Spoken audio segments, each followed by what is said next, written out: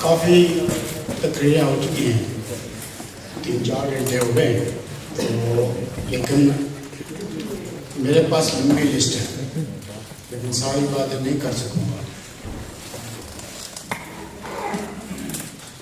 آغاز کرتا ہوں۔ بسم اللہ الرحمن الرحیم۔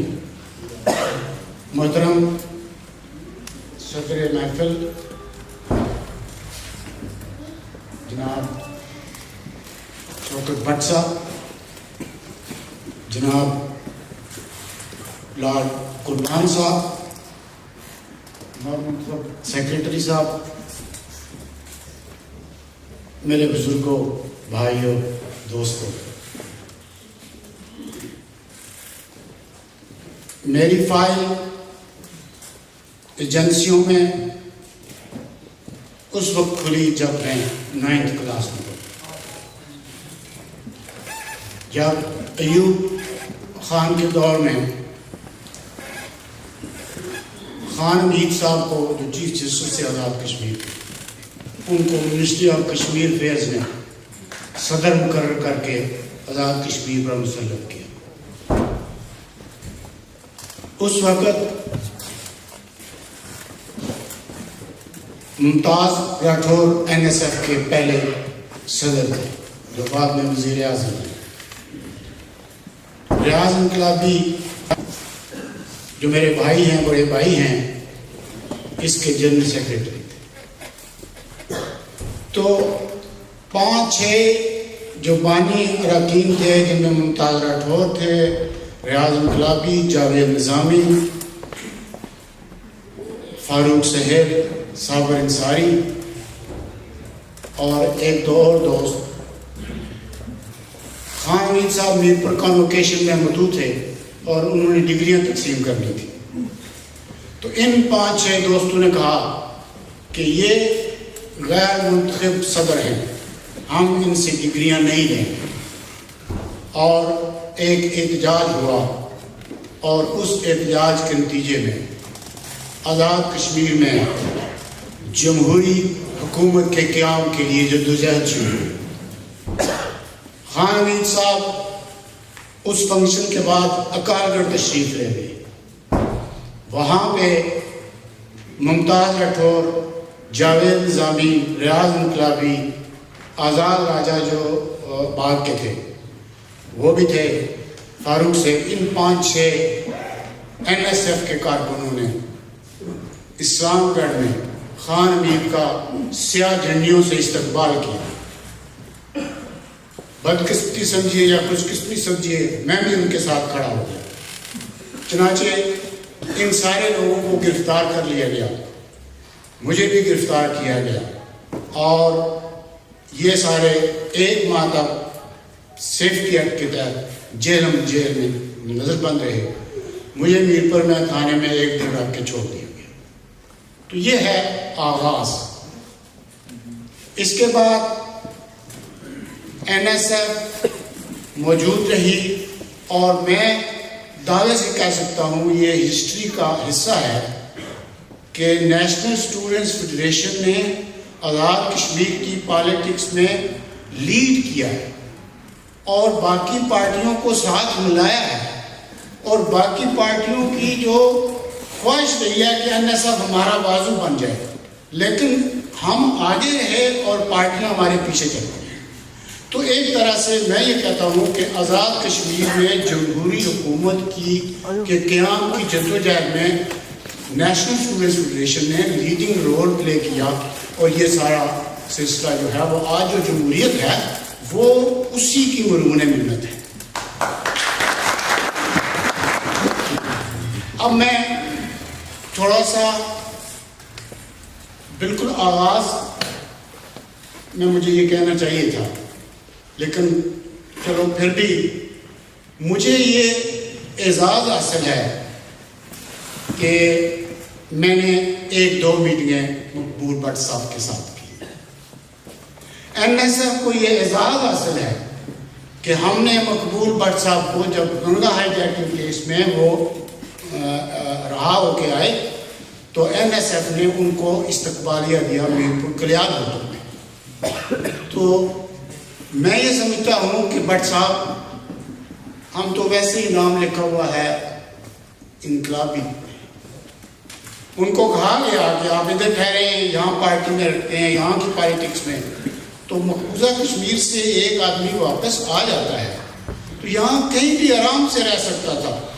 کراچی میں, اسلام آباد میں, مظفر آباد میں کوئی بھی اقتدار کی چیز لے سکتا تھا, آزاد کشمیر کا اقتدار لے سکتا تھا. لیکن بٹ صاحب نے کہا نہیں, آزادی کے لیے لڑنا ہے, میری زندگی کا مشن ہے. اور انہوں نے موزتوں کا یہ ایک تقریر میں قول بھی دلایا کہ آزادی بندوق کی نالی سے جنم.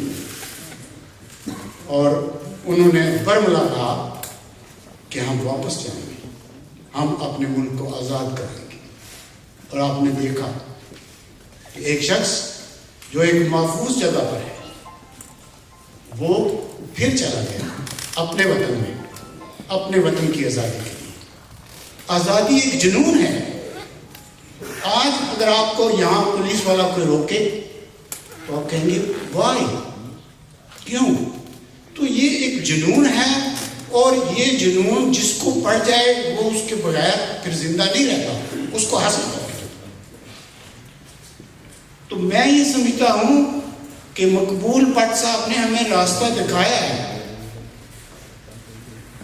اور وہ جنہوں نے بٹ صاحب کو پھانسی کے پھندے پر لگایا اور ان کا جسم بھی واپس نہیں کیا, مذہبی رسومات بھی ہم نے ادا نہیں کی, یہ ہم پر قرض ہے. اور آپ نے دیکھا پھر جبر سے وہ بات ختم نہیں ہوئی, وہ جاری ہے. ان کے بیٹے ہمارے ساتھ ہیں, بیٹھے ہوئے ہیں اور اسی جنون کی بات کر رہے ہیں. ان کے چچا ظہور احمد بٹ صاحب مقبوضہ کشمیر میں آج بھی گرفتار ہیں. تو میں یہ سمجھتا ہوں کہ یہاں بہت ساری باتیں ہوئی, مایوسی کی باتیں بھی ہوئی. نہیں, 21ویں صدی میں کشمیر ضرور آزاد ہوگا, یہ ہم نے عزم کرنا ہے. اور میں ایک سیاسی ورکر ہوں, جب سے اسکول میں پڑھتا رہا, کالج میں پڑھتا رہا. اسٹیٹ سیکرٹری صاحب نے جس واقعے کا ذکر کیا وہ لمبا واقعہ نہیں ہے, لیکن بھٹو صاحب شملہ معاہدہ کر کے جب واپس آئے انہوں نے آزاد کشمیر کا دورہ کیا, مظفر آباد میں تقریر کی, راولا کوٹ میں تقریر کی, اور انہوں نے واضح طور پر کہا کہ کشمیر کے لوگوں کب تک پہاڑوں پر لٹکے رہو گے, اس کو بنا لیتے ہیں صوبہ. تو جب NSF نے یہ بات سنی, اور میر پر گڑھ تھا, جس طرح آج مجھے لگتا ہے کہ NSF کا گڑھ لوٹن ہے, تو اس وقت وہاں NSF کا گڑھ جو ہے میر پر تھا. تو ہم نے کوئی ورکشاپ نہیں کی, کوئی جناب ویڈیو نہیں دیکھی, کوئی کچھ نہیں کہا. NSF نے لڑکوں نے کہا کہ ہم بھٹو کے جلسے میں گڑبڑ کریں گے اگر اس نے صوبے کی بات کی. اور باقی ساری پارٹیاں ہمارے ساتھ تھیں, تو ہم نے لیڈنگ رول کیا. جب بھٹو نے صوبے کی بات کی تو یہ میں تھا جس نے نعرہ لگایا, میرے پیچھے عوام کا جو میں وزیر تھا, اور ایجنسیاں اور سب کچھ جو آپ کہتے ہیں نا, ایجنسیاں میرے ساتھ, میری 24 آور نگرانی ہوتی تھی. جب میں کالج میں جاتا تب بھی پیچھے, گھر جاتا مجھے گھر سے لے کے جاتے تھے, مطلب کہ تو ایجنسیوں کی پرواہ نہیں کرنی. جب آپ کے پاس کچھ غلط کام نہیں ہے تو پھر ایجنسیوں کا کوئی ڈر نہیں. تو کہنے کا یہ ہے کہ بھٹو نے جب یہ بات شروع کی تو ہم نے 3 نعرے لگائے. بھٹو جی یہ کام نہ ہوگا, غیرت کا نیلام نہ ہوگا, مصلحت یا جدوجہد, ایک حل ایک منگ, گوریلا جنگ.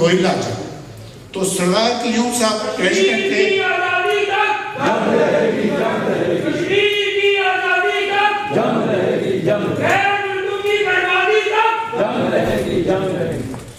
تو جب ہم نے نعرے لگائے بھٹو کے جلسے میں گڑبڑ کرنا کو آسان کام نہیں تھا اور وہ پرائم منسٹر تھا اس وقت, تو بھٹو نے سردار قیوم سے پوچھا کہ یہ لڑکا کون ہے.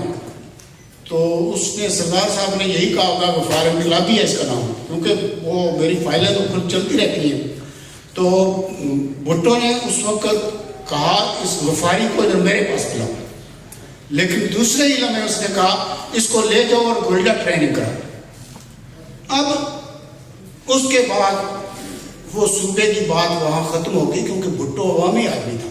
اس کو سمجھ آ گئی کہ یہ عوام کی قوت کے سامنے کوئی بندہ نہیں ٹھہر سکتا.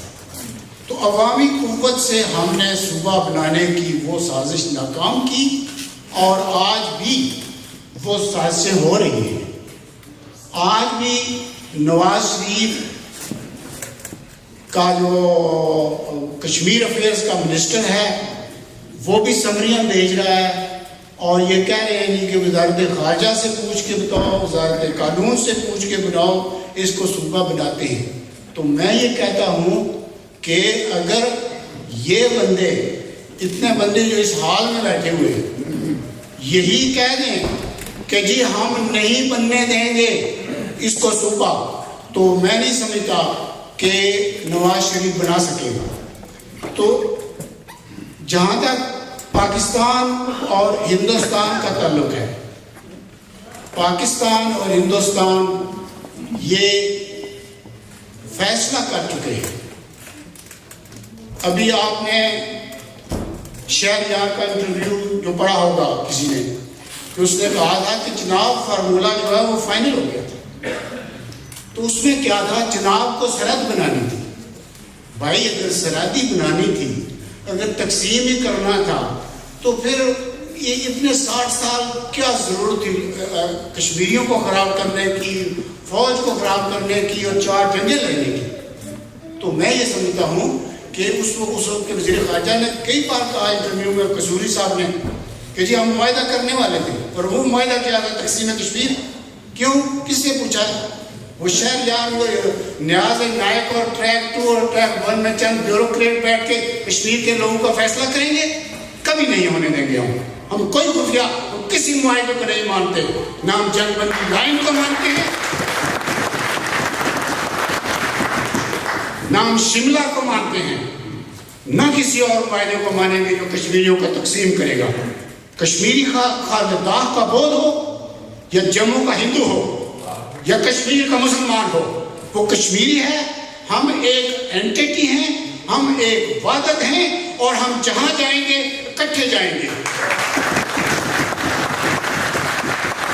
تو میں خراج تحسین پیش کرتا ہوں مقبول بٹ صاحب کو, جنہوں نے ہمیں ایک راستہ دکھایا ہے. اور جب پھانسیوں کا سلسلہ چل پڑے, 10,000 ہاف وڈوز ہیں کشمیر میں. ہاف وڈو وہ ہیں جن عورتوں کو کوئی پتہ نہیں ہے کہ ان کے خامد مر گئے ہیں یا زندہ ہیں, وہ وہاں کی آرمی نے غائب کیے ہوئے ہیں. ہزاروں لوگ, لاکھوں لوگ مرے ہیں, قبرستان بھرے ہوئے ہیں وہاں کے. لاپتہ افراد ہیں 10,000 سے زیادہ. ریاستی جرم و تشدد ہے, 7 لاکھ فوج ہے, گمنام قبریں ہیں. تو کہاں ہے پاکستان کی خارجہ پالیسی, کہاں ہے عالمی ضمیر؟ آپ اندازہ نہیں کر سکتے جتنا کشمیریوں پر ظلم ہوا ہے, اتنا دنیا کی کسی قوم پر ظلم نہیں ہوا. لیکن ہم یہ کہتے ہیں ظلم پھر ظلم ہے, بڑھتا ہے تو مٹ جاتا ہے, خون پھر خون ہے, ٹپکے گا تو جم جائے گا. جہاں تک صوبے کی بات ہے, لارڈ نذیر صاحب, لارڈ قربان صاحب اس بات کی شہادت دیں گے. انہوں نے کشمیری تارکین وطن کے ساتھ مل کر اس چیز کو روکا ہوا. ایما نکلسن جو کہ لبرل ڈیموکریٹ کی یورپین پارلیمنٹ کی ممبر تھی، اس کی رپورٹ میں یہ کہا گیا تھا کہ پاکستان کی قومی اسمبلی میں اور سینٹ میں آزاد کشمیر کے لوگوں کو نمائندگی دو.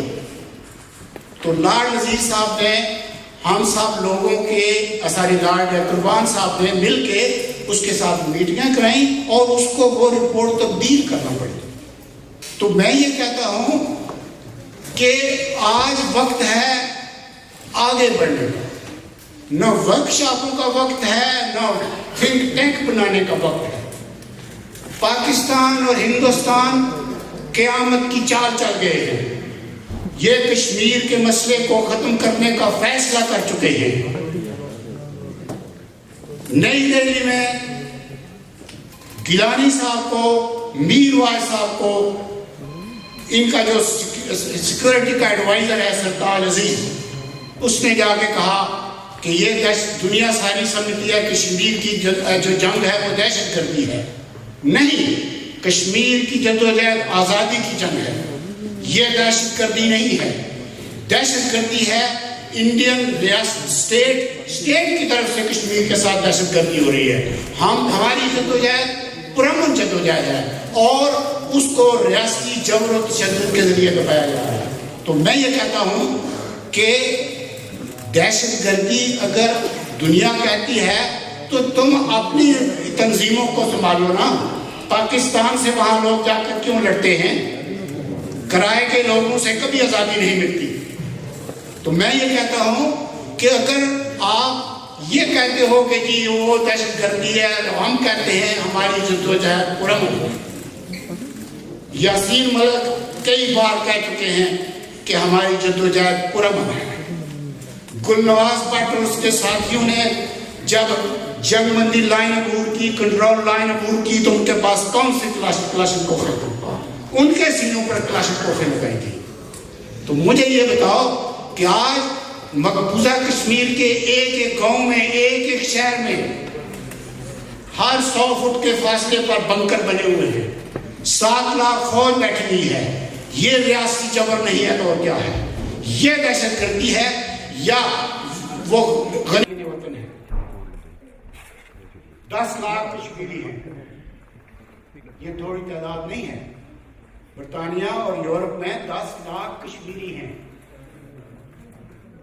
تو میں یہ کہتا ہوں کوئی ضرورت نہیں ورک شاپ کرنے کی، تھنک ٹینک بنانے کی.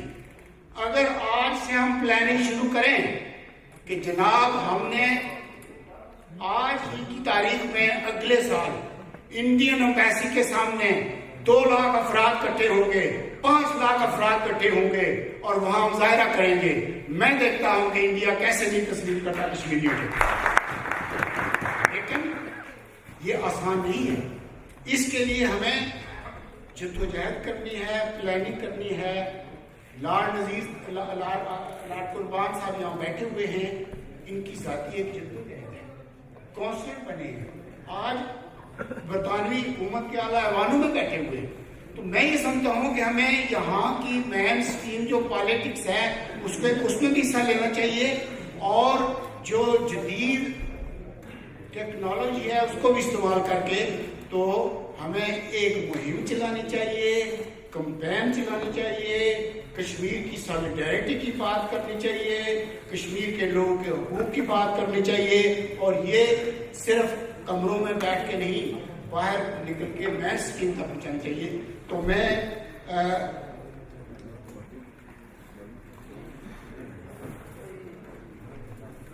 زیادہ وقت نہیں لینا چاہتا.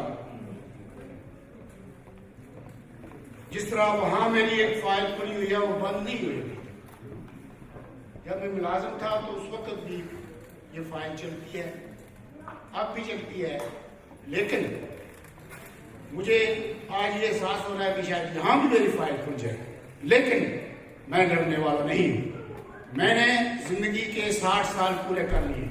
اب مجھے ایک ہی میرے ذہن میں ہے کہ میرا کشمیر کسی طرح سے ظلم و اقتدار سے باہر نکلا ہے، اور میں اس جدوجہد کے لیے تیار ہوں. اور اگر لوٹن والے اس میں قیادت کرنا چاہتے ہیں، میں ان کے ساتھ ہوں، اور میں یقین دلاتا ہوں کہ اگر آپ لوگ کمیٹڈ ہیں، اگر آپ چاہتے ہیں، تو ہمیں پورے برطانیہ کے اندر ایک مہم چلانی ہے۔ وہ کہتے ہیں دامے در میں سکھنے، آپ یہاں جو 2 گھنٹے بیٹھے ہیں، 3 گھنٹے بیٹھے ہیں، یہ ایک قربانی ہے۔ جو ٹائم دیتا ہے وہ ٹائم دے، جو پیسے دیتا ہے وہ پیسے دے، اور ایک صحیح مخلصانہ طریقے سے جدوجہد، پرامن جدوجہد حقوق کی جائے۔ تو میں یہ سمجھتا ہوں کہ ہم ان سازشوں کو جو ہے وہ ناکام بنا سکتے ہیں۔ اور آخر میں یہی کہوں گا، اے ظلم کے ماتو لب کھولو، چپ رہنے والوں چپ کب تک، کچھ حشر تو ان سے اٹھے گا، کچھ دور تو نہ لے جائے گی۔